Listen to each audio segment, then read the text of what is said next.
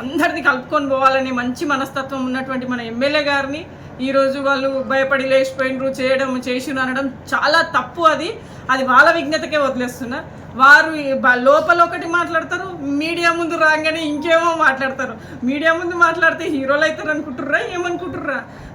Public అందరు చూస్తున్నారు, తాండ్రు ప్రజలందరూ చూస్తున్నారు. 5 సంవత్సరాల నుంచి ఒక్కరోజు ప్రజా సమస్యలు అడగలే, ప్రజల సమస్యలు పట్టించుకోలే. తాండ్రు ప్రజలు, ప్రెస్ సోదరులు అందరూ చూసిర్రు. గడిచిన 5 సంవత్సరాల్లో 2 సంవత్సరాలు కరోనా పీరియడ్ పోయింది. తర్వాత 2 సంవత్సరాల్లో వర్గపూర్ల ఒక్క మీటింగ్ కూడా కానియకపోయింది. అందరు ఎంతో విజన్తో ఎంతో డెవలప్మెంట్ చేయాలనే ఉద్దేశంతో నాకు భగవంతుడు అవకాశం ఇచ్చింది కదా, చేయాలి, సార్థకం చేయాలనే ఉద్దేశంతో నేను ఈ సీట్ మీద కూర్చున్నా.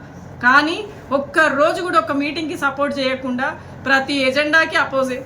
ఏ మీటింగ్లో పెట్టినా అందరిని కింద కూర్చోబెట్టి, మీరు అది కూడా చూసిర్రు, మీటింగ్కి రానియకుండా కౌన్సిలర్లను పట్టుకున్నారు. అట్లా అన్ని రకాలుగా చేసిర్రు.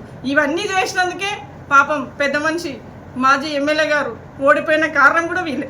రోహిత్ రెడ్డి గారు ఓడిపోయినందుకు కారణం కూడా వాళ్ళ కౌన్సిలర్ల వల్లనే.